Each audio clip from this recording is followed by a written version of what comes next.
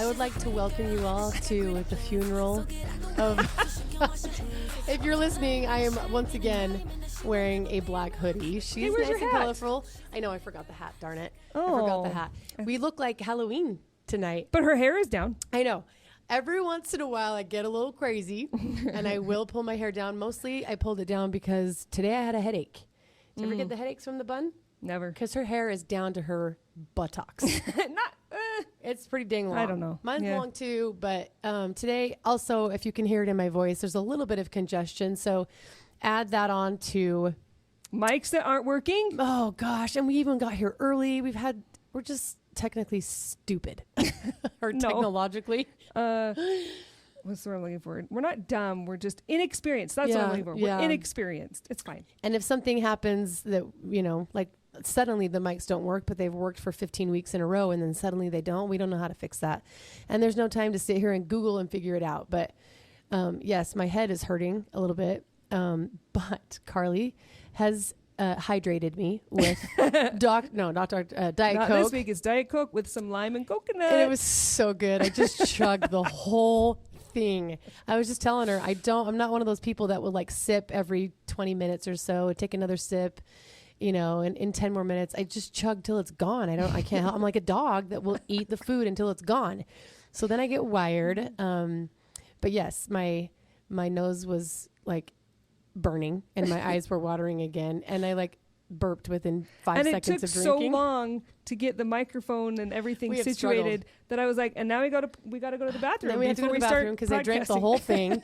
And then we get back in here and you have to like restart everything because it's been like on screen saving, and then you have to reset the systems, and then we start chatting about what we're going to podcast about. And oh my gosh. Let's just turn on the microphones and just record. Yeah. I was like, forget this. Forget the planning. Let's just go for it. And I've got a shout out to Adana, who is picking up little kids tonight in the 15 Adana passenger. listen to this? I don't know if she does or not, but I doubt she does. I'm sure it'll bore her to death. Yeah. But I'm going to tell her that I gave her a shout out because I'm thankful. She's driving the 15 passenger Sprinter van because we are down a car. I have finally, that car is dead.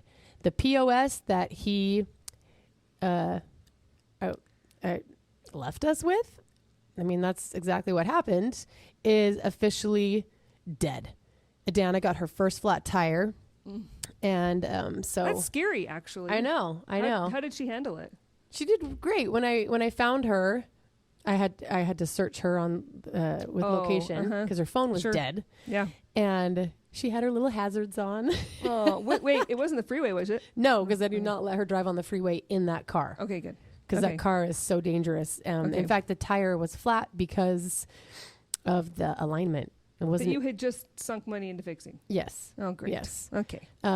But to give you an example of how bad that car was, I just got new tires just a few months ago, and he's like, these tires are gone. I was like, I just got these tires. He's like, yeah, you managed to go 13,000 miles on 80,000 mile tires.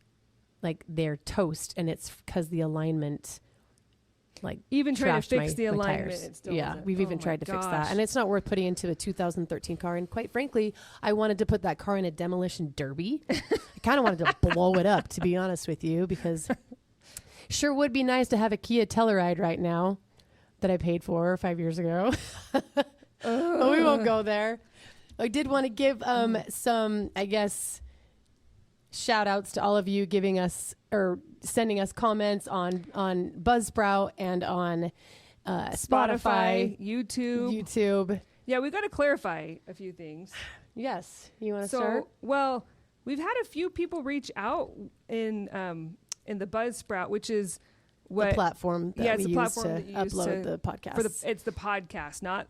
So the video is on YouTube, right? But the podcast, how it gets uploaded to all of the podcast platforms, is by Buzzsprout.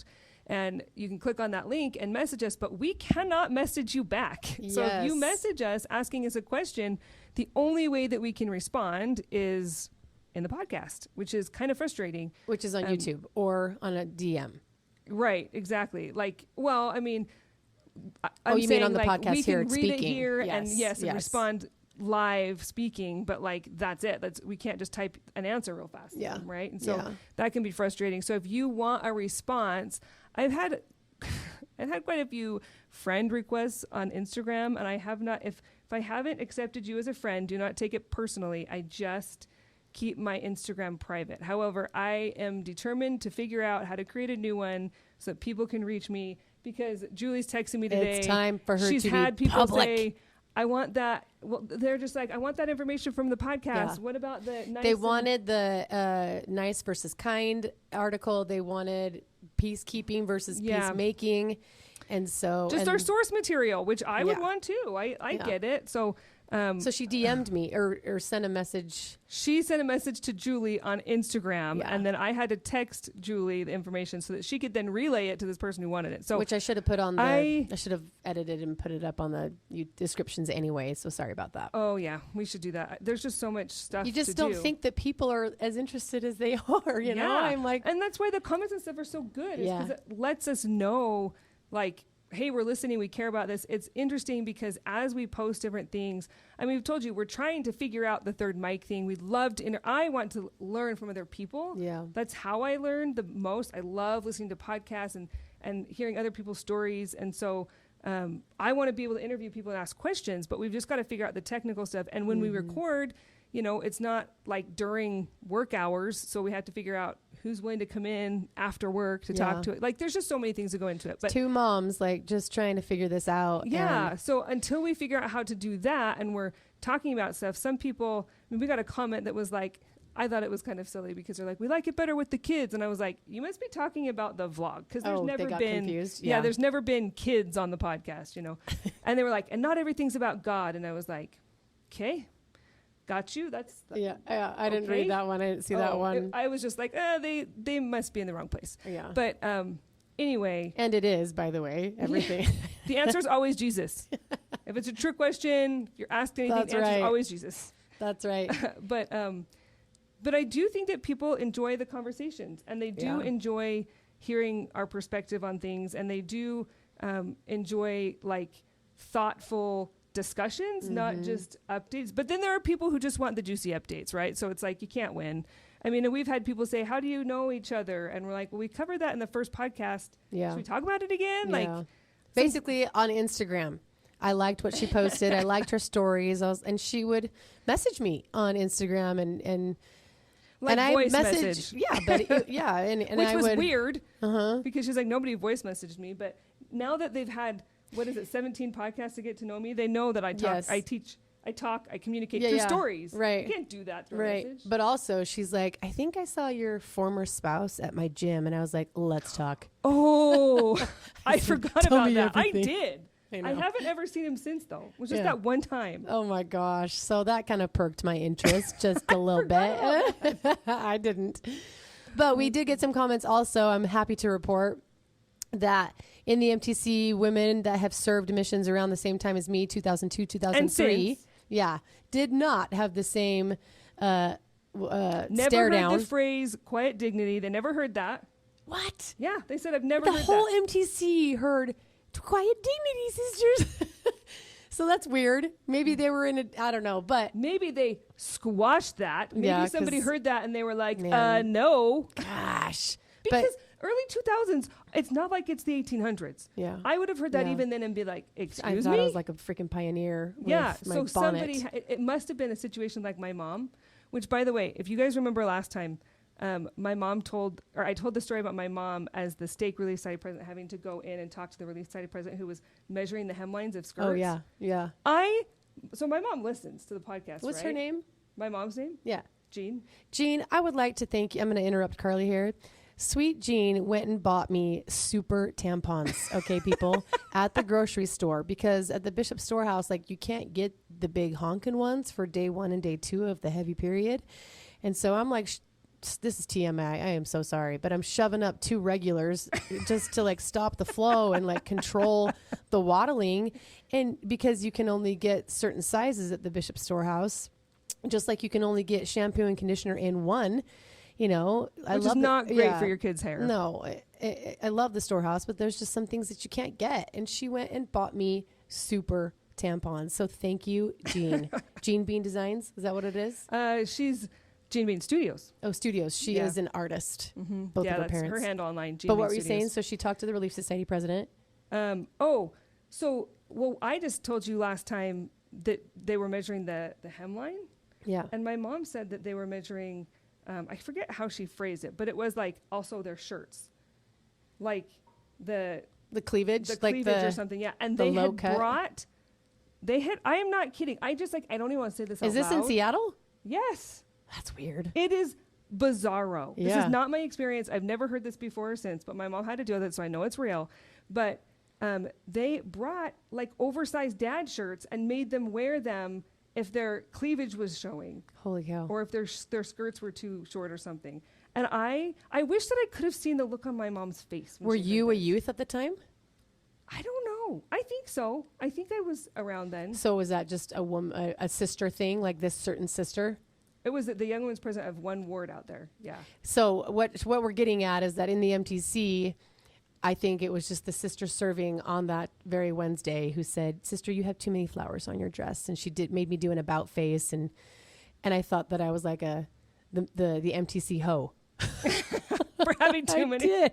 Yes, and for having a freaking dress on. That's the thing that if you're not a member of our church, a lot of people don't realize that every position, except for like in Salt Lake, right, like the apostles and prophets, but like every bishop and every leader in our ward in the area, everything's voluntary, and nobody goes to like a training to learn how to become a priest or a preacher or whatever positions, right? Like nobody's paid, it's all voluntary, and so you just like you work with what you've got. But we forget that. We right? forget it. Yeah. Yeah. Well, it's easy to be critical of people because like they have these leadership roles and you expect things of them, but they're just people like us and they have different experiences. And so is the prophet, for heaven's sakes. Like I am guilty of looking at bishops and stake presidents and temple presidents and thinking that they are better than me and thinking that they are more righteous and holier. Expecting them to save you, to rescue you from the pits of despair spiritually that you're in. And sometimes they do that, but for the most part, they are just human too. Yes, they have both, right? They have a lot of stewardship and blessings in that stewardship and their calling. When you're set apart in those roles, you get to have a stewardship, and the Spirit, I think, enables you to love in a different way and to see people in a different way. So there is part of that is true. Yeah. But they are just people, and so. But what I'm getting at is with these callings and these people, even this young woman's president that got it horribly wrong that time, I'm sure she had amazing other things, right? She just it's miscalculated that one, right? Yeah, it's kind of like poor Sariah, known as the murmurer and the complainer in the Book of Mormon. This is Lehi's wife we're talking about, who just gets super irritated with her husband and says, "You're such a visionary man." I mean, come on. And who would blame her? He takes her out of her comfy home and makes her live in the freaking woods. And, but what is Sariah having a baby in known the woods? for? Not the fact that she has all these kids, let alone 4 boys and 2 very disturbed boys. But she's got all these kids. He's like, "Sariah, we're out of here. We're leaving before, Jerusalem gets burned to the ground." And she's like, "Excuse me, what?" Yeah. Like, all my friends are here. And she calls him a visionary man. She murmurs and complains because he tells the sons to go in harm's way and get the plates from Laban. And the poor woman is known for being a complainer. And so my point to this is that the woman who made me do the about face, it's all I know about her is that she judged me for what I was wearing when she probably has a lot of other great things. I mean, the fact that she was serving there. Right. But who cares? Like the other thing too is when you do take leadership classes, not classes, but when they have like instruction, you'll take an hour like meeting, right? Where they help give you advice about being a good leader or whatever.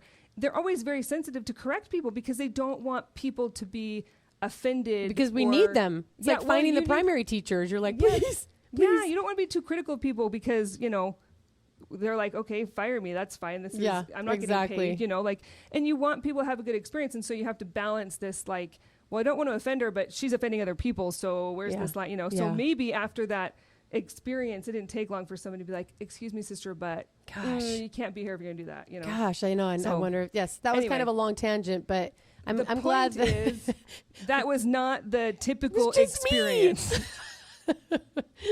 We also wanted to comment. There was a fascinating question, and this is kind of trending and going around on social media today about, is it The Bachelorette? Yeah, so What's her name? Nikki, Ricky. I can't remember I because can't I don't watch remember her the name either. show. But I one don't of either.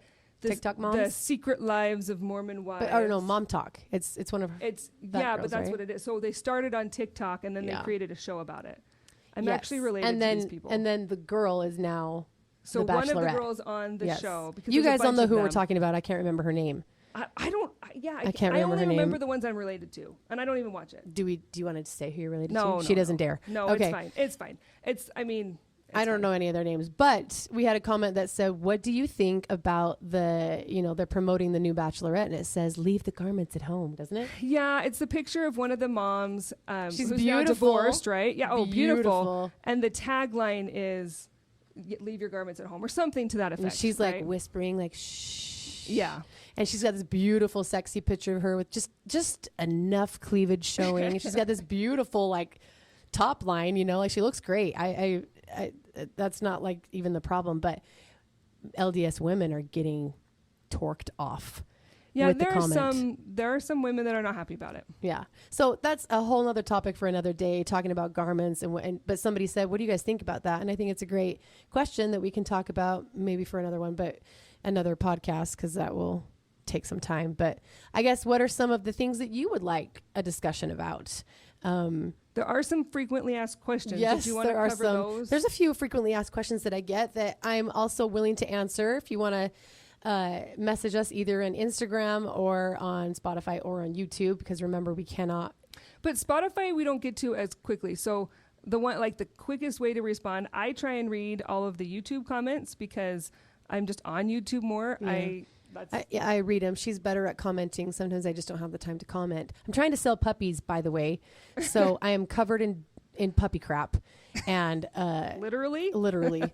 And so I have 2 boys and 2 girls left, little Bernedoodles, about 20 to 30 pounds expected weight. So I'm trying to get them taken care of and kids taken care of, and I can't reply to everything. But Carly's better at YouTube than me, but comment. Yeah, comment. And continue to, because the thing is, I think that they can text in on Buzzsprout. So yeah, you can. You can. So when they click the link to have a question, like support the show or whatever, they can just text on their phone. Yeah, you can. That's what makes it so fast and convenient. But we can't we can't reply on that. Yeah, but we'll read them anyway. But one of the frequently asked questions that I get is, when are you going to date again? Or are you like dating someone? Or this is the question. I have a brother and I want to dry heave. So the answer is no. And everyone's like, well, yeah, but not right now. And I'm like, look, I'm not stupid. Like, I know I have a lot to offer. I know that I can clean up nice if I need to. I know that she's beautiful. Oh, thank you. I know that I have, a fun personality, and I can have a good time and really offer a lot to a man. And I can make someone really happy. Like, when I'm devoted, I'm devoted. And she is loyal, that's for sure. But I also know that there's not a lot of men out there that are going to want to take on 8 kids and $100,000. It's going to be $200,000 of legal debt. They're not going to want to do that. Well, maybe not now, but maybe like in 10 years when Naoma's, older. I'm like, okay, well, in 10 years I'll be pushing 55 years old. Hey, there have been people who find happiness very late in their lives. I don't want to do some dude's laundry when I'm 55 years old and cooking him dinner. Okay, but would you travel with him? Because that would be fun.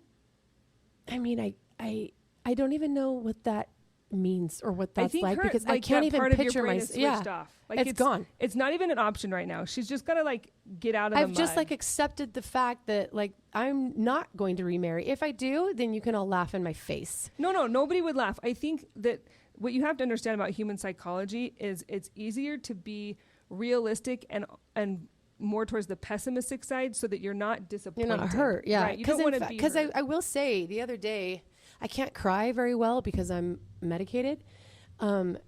But I wanted to cry. I wanted to just release with a bunch of water pouring out of my eyes, because crying feels good. We know this as women, but I, for some reason, felt sad that I don't know if I saw couples or if I saw my sisters and brother with their spouse. I don't know if I saw a movie. I don't know what triggered it, but I was like, oh my gosh. Like I think what it was is that I had a friend give me a hug and it was a boy. Oh, okay. And I was like, oh my gosh. And it wasn't a brother. It wasn't a dad. It wasn't an old, man in my ward who's like, oh, we love you, Sister Jeppson, and give me a hug. It was like a real man that gave me a hug. And I was like, oh my gosh. Like I had not had a hug from a man in years. Yeah. And I was like, I won't have this, And I think I felt bad, not enough to be like, I do want to date, but because I've just come to accept. I was just about to say, I've come to accept it upon, what is it? As we come to accept and act upon these values, we will be prepared to make and keep sacred covenants. Nope, wrong thing. This is not the young women theme, by the way, which has changed. Oh yeah, it's changed. Holy moly. We but there, yeah, so a frequently asked question is, do you date? No. Are you going to date? Not planning on it. And, but listen, now that she said all that, you're a great catch. Like, no, come on. we have been taught to expect miracles. Okay. And I know, but like I'm just saying that you are a catch. No, I'm not going to change your mind. I'm not she's trying to be kind. Oh, be kind. Yeah. Oh, no, I'm not even trying to be versus kind. She's being nice now. I'm just kidding. I am just trying to set the stage so that one day if somebody says to you, Julie, I know this guy who knows who you are and isn't scared of any of it. Here's the problem, though. If there is a man, this might come across as very rude and judgmental, and that's fine. I have a brother, and he loves kids, and he is the greatest guy. I'm sorry, but if he is a single man who is in his 40s or 50s and does not have children already, then something is probably off. It could be, or it could be, well, yeah, something could be off, or... Okay, because if he's not married already... I'm trying already, to think of a real person that I know. Like, my problem is if they don't have kids yet, it would be hard to jump in and know what to do with them. And they're like, well, but surely there's a man who has always wanted a family. So, jump on board to Julie's train here and have I'm like, no. If they don't have a family already in their 40s or 50s, like, then something's wrong. Because, right? If you have a single man in his 40s or 50s who has never been married, what does that mean to you? I'm trying to think of a situation where... But you can't think of one, right? Unless they're kind of a freak or picky or... I would say picky. I have one person that I can think of, and he says he's straight, and I love him, and I think he's always been picky. Yeah. And but then the older he's gotten, the harder it is for him. You're set in your ways. I think that's it. I think that. So why would I want to date that? And why would he want to date me? Exactly. Like, because the guy that I'm thinking of is awesome, and I love him because he's a family member, so I know him well. And I could see him being attracted to you and thinking that you're awesome, and I could see him loving kids. But I think it'd be really hard for him to like walk in and be like, wait, I can't control, because he's controlled everything for so long in his life, right? And like, come on, I am a catch. I got $200,000 of debt and legal fees. I've got 8 children who are medicated because they're depressed and have anxiety. And also one has a spinal fracture. Another is really disrespectful. I've still got a 5-year-old. I've got 3 that are in pull-ups at night. Like, who? And then my house is full of literal dump. Well, when you put it that way, Julie. I know. Really, it's like a defense mechanism. Yes. Right? Yes. For the pain. But I think, yes. And because you don't want to, it's depressing to think of somebody saying you're not good enough, or I don't like your situation, or whatever. So you have to put up that wall.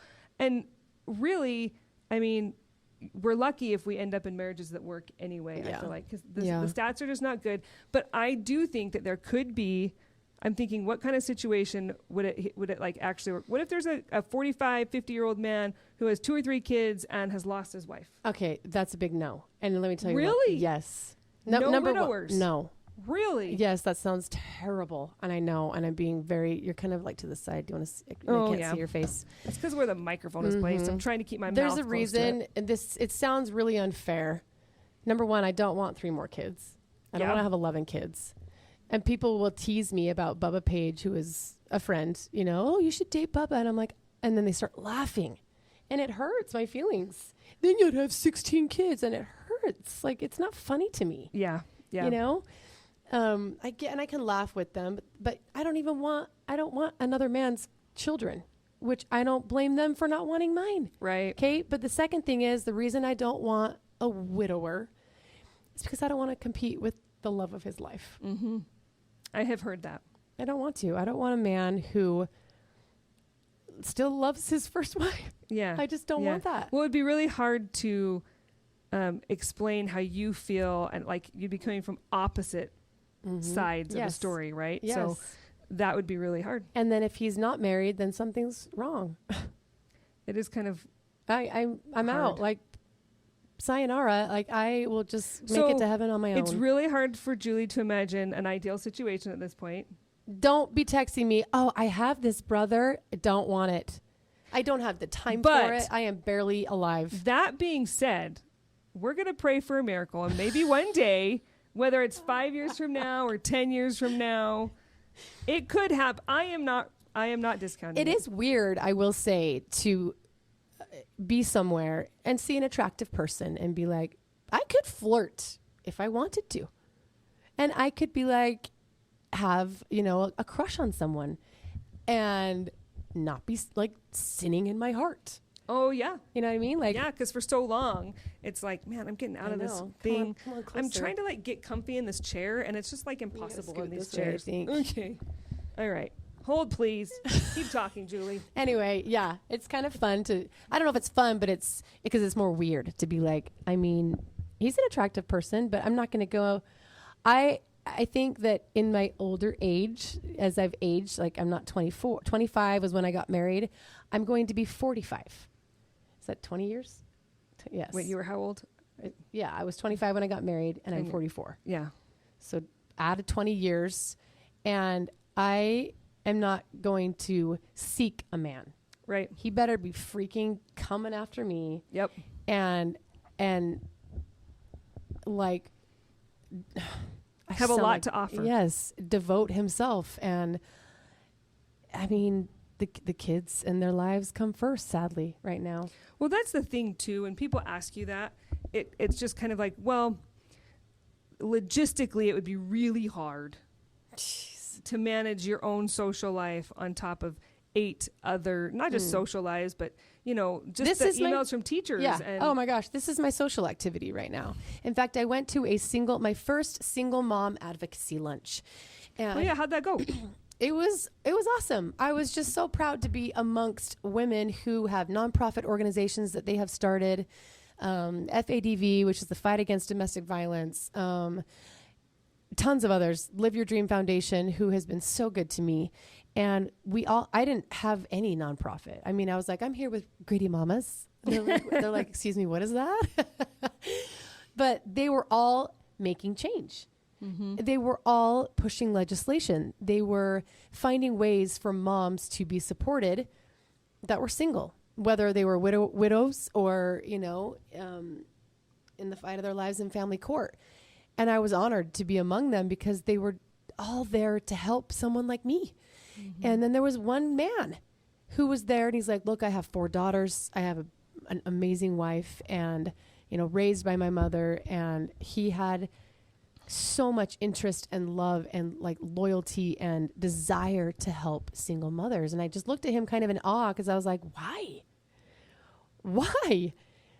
But he was like teaching us, the business world and teaching us how entrepreneurs work, because we've all been mothers, stay-at-home moms, and there's so many moms that do both. But like, I learned, again, maybe this is just my freaking young women's leaders, that you cannot be 100% mom and 100% CEO of a company.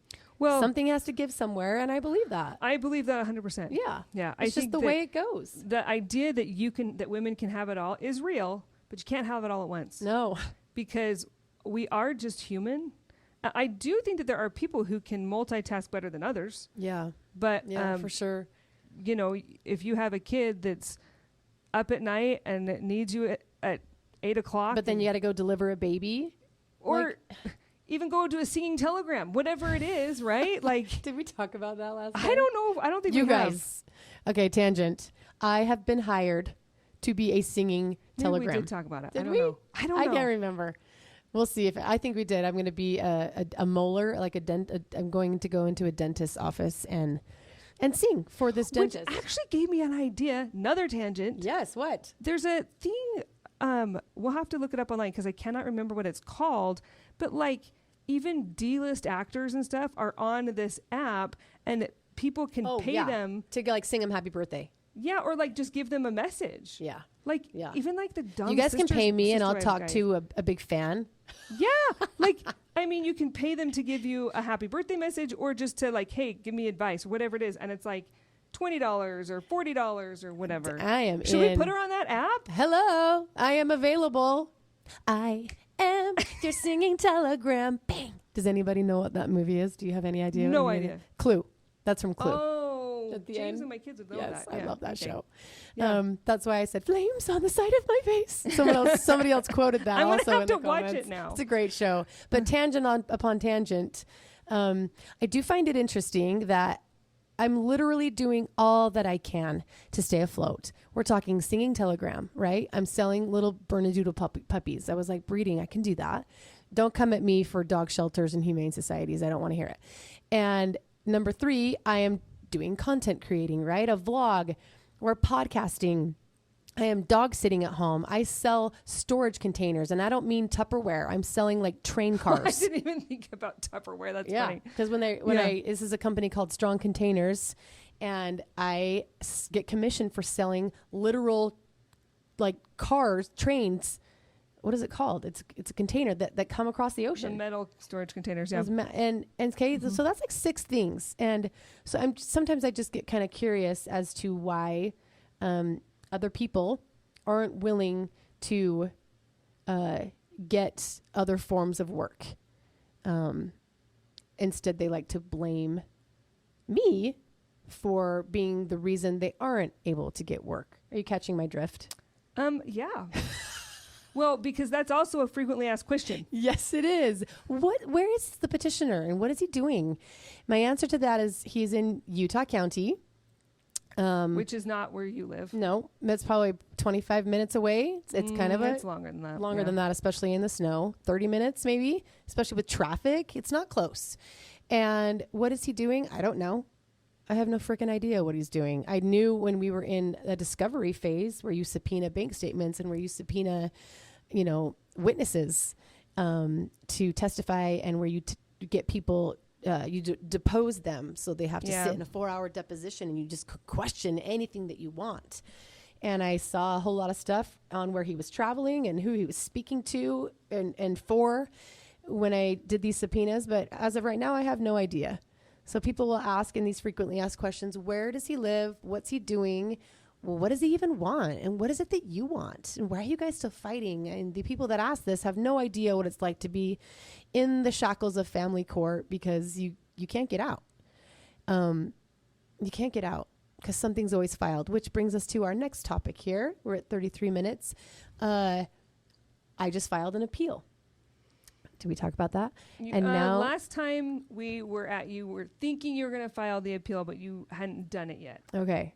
And I was waiting to see because I received a motion, I have filed something called a motion to enforce. And a motion to enforce is just what it says. It's enforcing something to happen, which is like the decree. Yes. So something is being violated in the decree. And I need the thing I need would be helpful to survive. So I have filed a motion to enforce, financial obligations. And is this all public? I mean, yeah, you can look up any of this stuff. Okay. As far as I know, I mean, I don't know if details are in there, but I will say that when an appeal is filed, it becomes public. Okay. That's what I I don't know if that is like the appeal. The thing is, the decree is public. The appeal is public. So if I wanted to go online and see what the judge said you have to do. Can I find that? I think that you can only find some of it on my particular case because my freaking judge sealed it. Okay. Okay. I don't ask me why, but Because you're like supposedly Utah famous. oh gosh, makes me want to barf. So he sealed some of it, and I don't quite know why, and it bothers me to this day. But you can see all the things that were filed, what was filed, motion to enforce, counter motion to enforce, motion to reconsider, amended motion to like you can see all of the things that were filed. You could see the decree, but the decree just says refer to facts and findings and conclusions of law on every single topic. And can you see that? I don't think so. Okay. You can on most people's, but he sealed mine. Okay. But it's 58 pages. So anytime I have to send the decree in to get like my name changed because they require the divorce decree, I have to send in 60 pages. Oh my gosh. So that was, we were getting away from ourselves, but I was saying, I filed the motion to enforce and received the counter motion to enforce.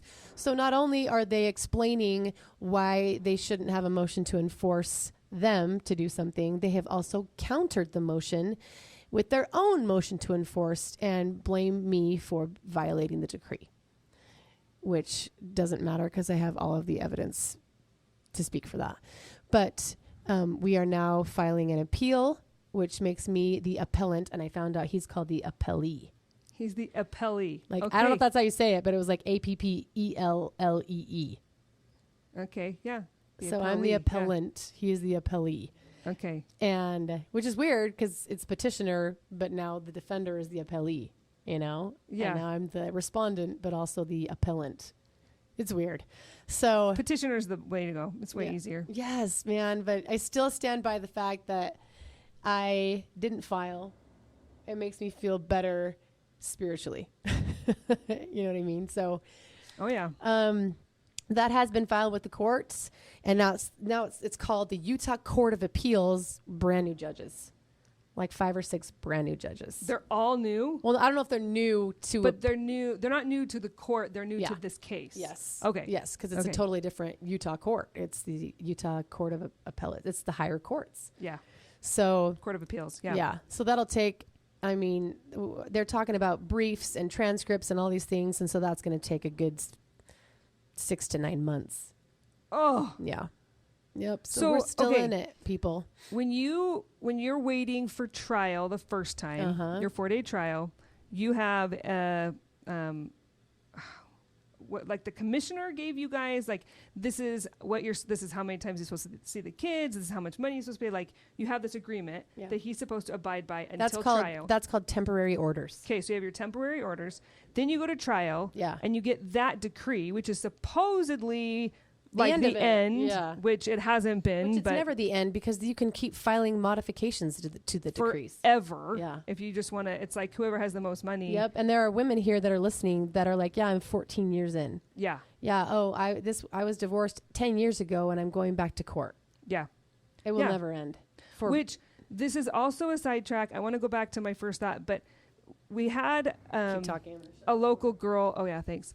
We had a local girl text and say, I'm going through this divorce, and basically I agreed to, like, he paid off my side of the house, he gets the house, but we're not getting lawyers, and he's giving me, they have like 4 or 5 kids, and he's only giving her $800 a month, and that's it. So she gets to have the kids most of the time, but no money. And I'm like, why would you do that? Yeah, because she doesn't know. The thing that I wanted Julie to say out loud on the podcast to help women is, what did you say can always change?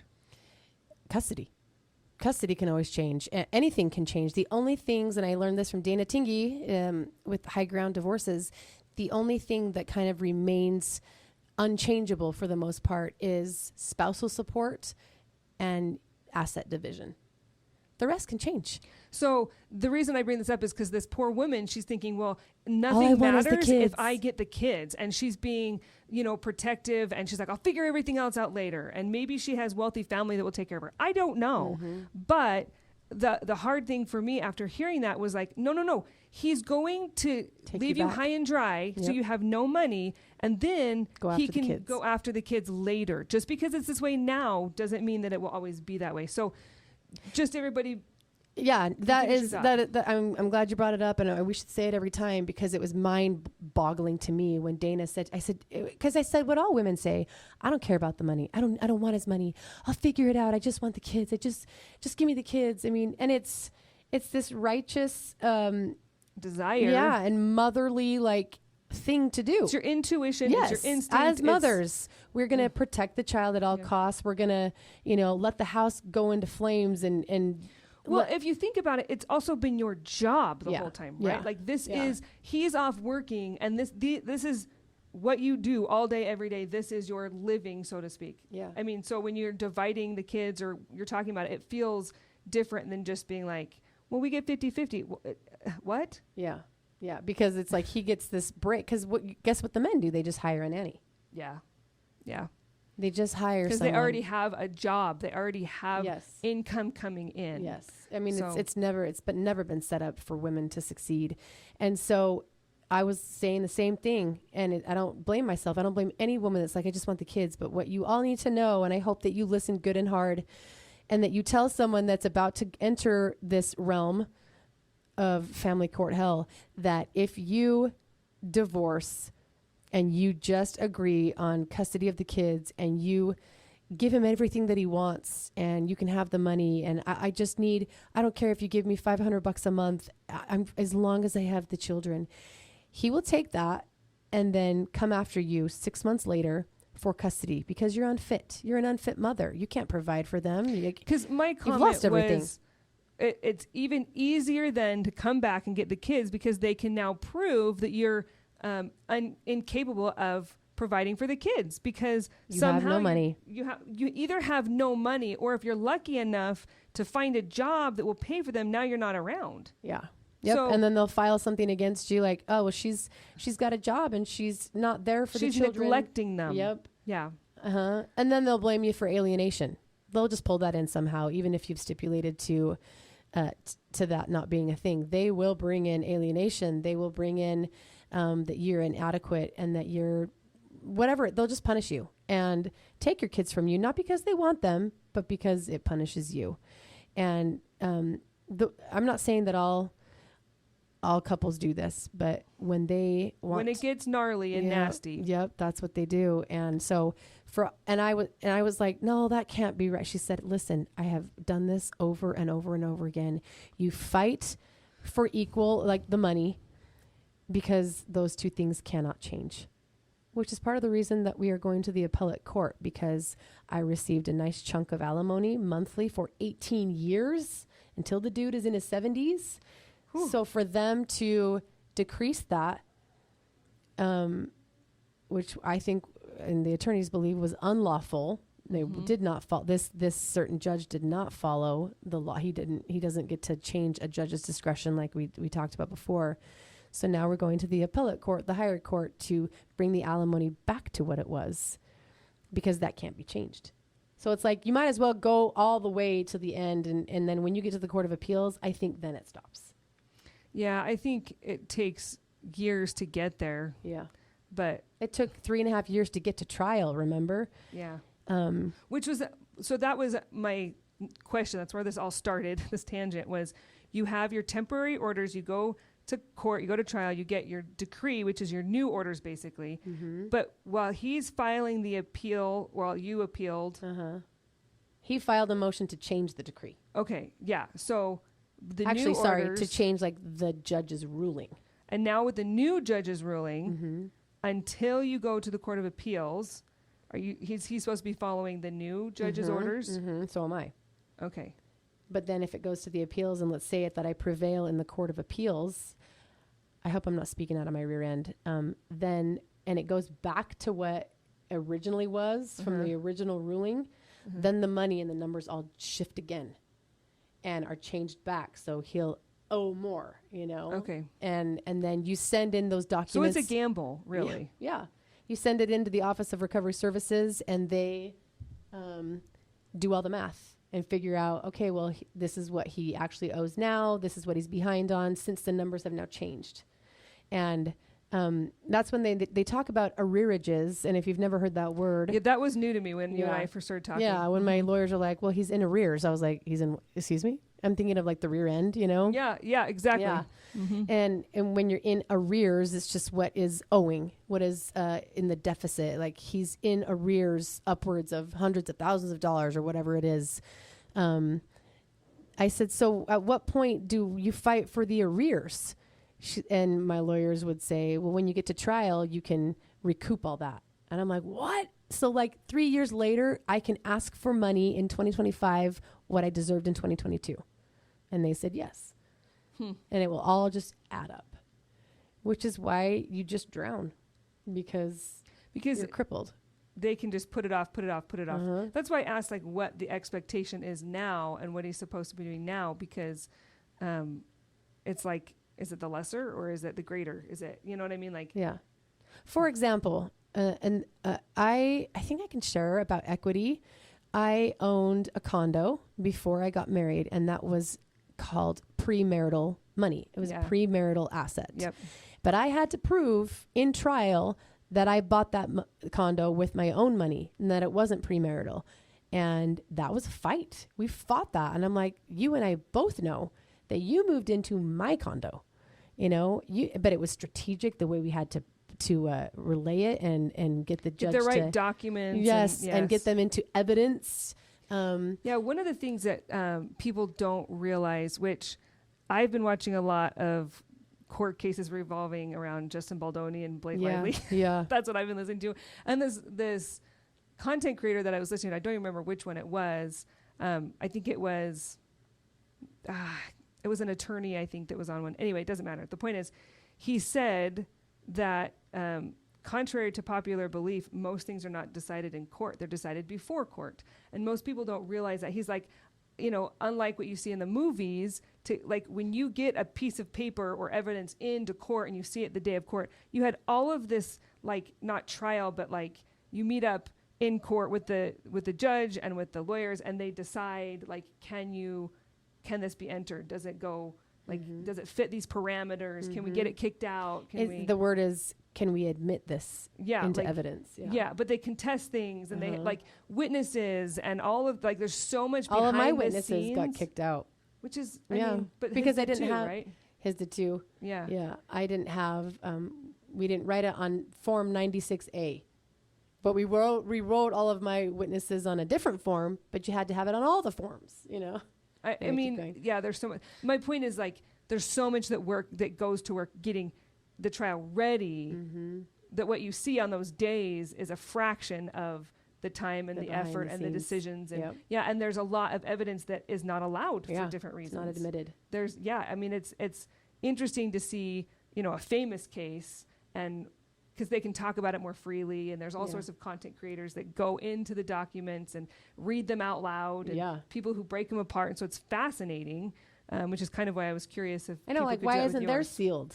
Like, what the crap? Well, with Blake Lively and Justin Baldoni, it was sealed for a long time. She filed this lawsuit over a year ago, and the judge just unsealed a lot of things because she wanted it to be kept quiet, and the judge was basically like... So what made him unseal it? Well, I think it's because they're getting ready for trial now, right? Like, there's no reason for it. Like, if you're going to go public and you're going to have this public trial and this evidence has to come out. Yeah. Like, well, yeah, but I freaking went to trial. I'm like, let's unseal this stuff, baby. Yeah, I have no idea. Maybe in the appellate court, it will finally all be brought to light. It's like my own little golden plates coming to the surface for everyone to see. I mean, it's like you said last time, survivors want to tell their story. Yep. And I think that is very relatable for a lot of people, but it is not without problems for you. Like you're going to hear it for even talking about any of this.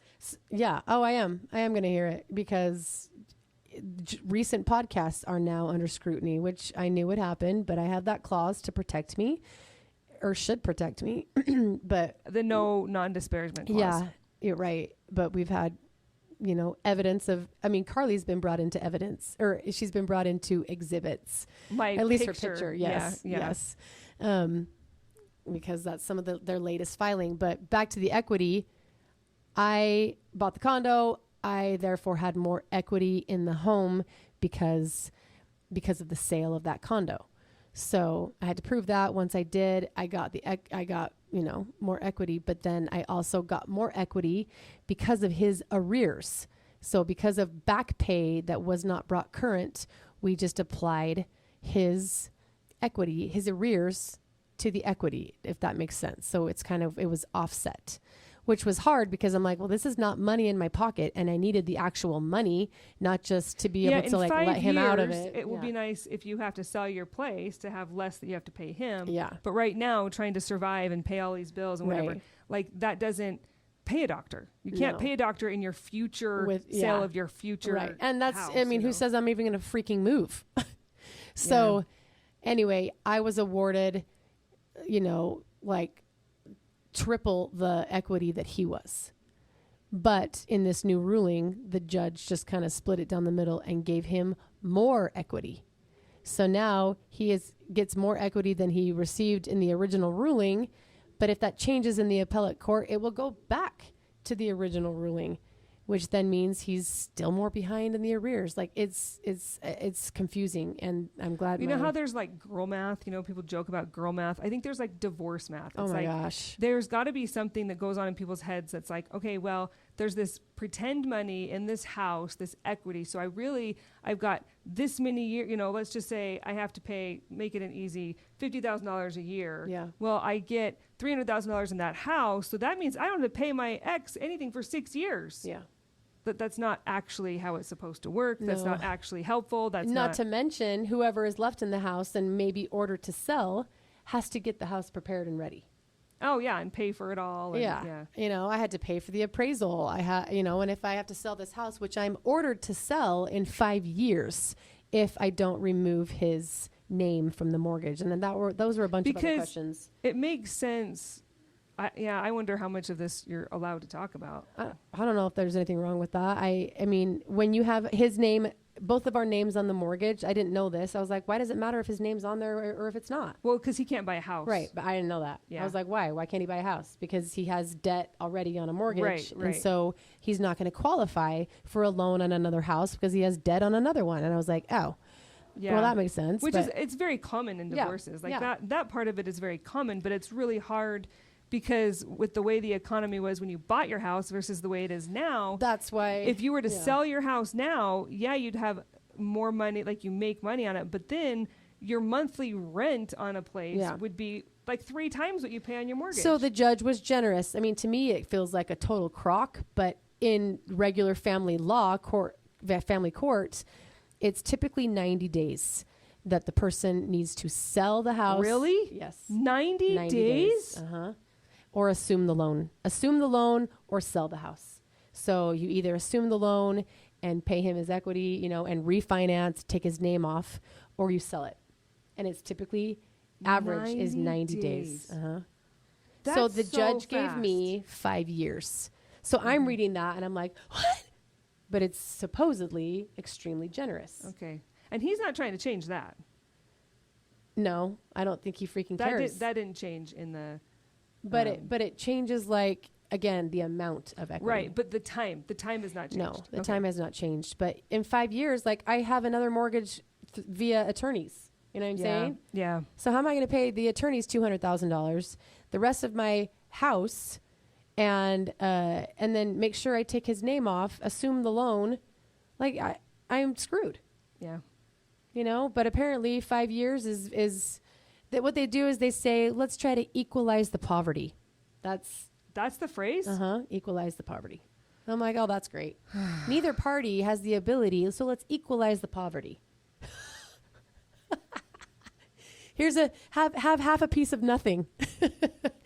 Anyway, we're getting long. It's 54 minutes here. Are we really? Yes. There's a lot to talk about. Well, yeah, we should probably stop because I have thoughts in my head and I don't know if I can get them out without getting myself in trouble. But if you're going to equalize the poverty, I'm just thinking, why don't you give the poverty to the person who has the ability to work the most? That is why they filed their motion to, their counter motion to enforce, because they said, even with this new ruling, the new judge gave 75% of the equity to her and 25% to him. That doesn't equalize the poverty. But my attorney would argue and say, he gave Julie $9,000 for 9 people to live on, and the petitioner $8,000 for one person. And that doesn't equalize the poverty because she's got 9 people living in the same home. So there's arguments, right? This is what attorneys argue about. That's exactly. That's why law exists, is because you could go back and forth. But, oh, Julie. Yeah, it's stressful. And how much of this are we going to have to edit out? I know it's crawling through Carly's head, and I'm just like, let's just let it all out. Let's just, because I just don't want, this is my struggle though, right? Is like, from the beginning of this podcast, I've known that Julie has this, I mean, it wasn't even a ruling. You both agreed. It's called stipulated. And it was his attorney who suggested it. Yes, to have this. And I read it and I was like, you can't get in trouble. It's clear as mud. Yeah. Yeah, you can't get in trouble for telling your story. No. Which is why this was such a good opportunity. Which is why we started the podcast. Right. Because as soon as that was done. Because you're protected. Yeah. Right. But now he's trying to come at you and say, I'm disparaging again. Which, as far as I understand law, if he's going to come at you and say that you are, what's the word I'm looking for? Defaming, slandering? Yeah. He has to prove that it's false. Well, he has to prove with evidence that I indeed have been the reason for his inability to earn. How's he going to prove that?